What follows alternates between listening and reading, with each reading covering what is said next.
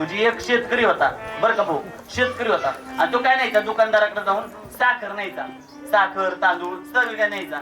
मग त्याला दुकानदार म्हटला, अरे तुझी गाय येली? हा येली की गाय? गावरान गाय आहे. हा, मग त्या गावरान गायीच्या दुधामध्ये सुवर्ण क्षार असतात. लहान लेकराला तसलं दूध दिलं, जर्शीचं नाही या गावरान गायचं, तर ती पोरग चांगलं तंदुरुस्त होतं.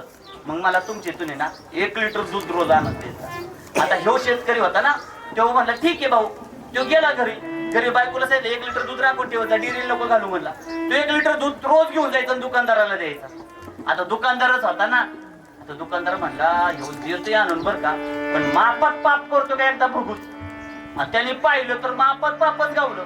शेतकरी किती द्यायचं दूध? 800 ग्रॅम द्यायचा. द्यायला किती पाहिजे? 1000.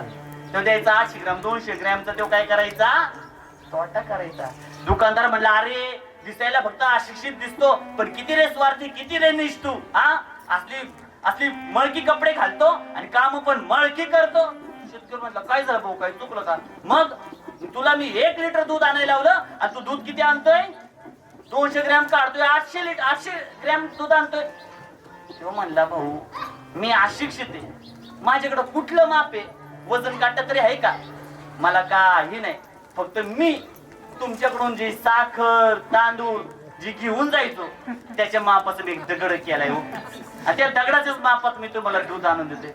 मी तर तुम्हाला 15 दिवस फसवलं असेल, पण तुम्ही मला 15 वर्ष फसवलंय चांगली कपडे घालून. असा व्यवहार काय कामाचा नाहीये. बिंबदेवाने पुण्याच्या कर्वे उघड केलं, त्याच्याच कर्वे दुकानदाराच्याच कर्वे स्वतःच बिंग उघडं पाडलं. म्हणजे कसे केलं तेवढं त्या व्यवहाराला कसं राहा, प्रामाणिकपणे राहा.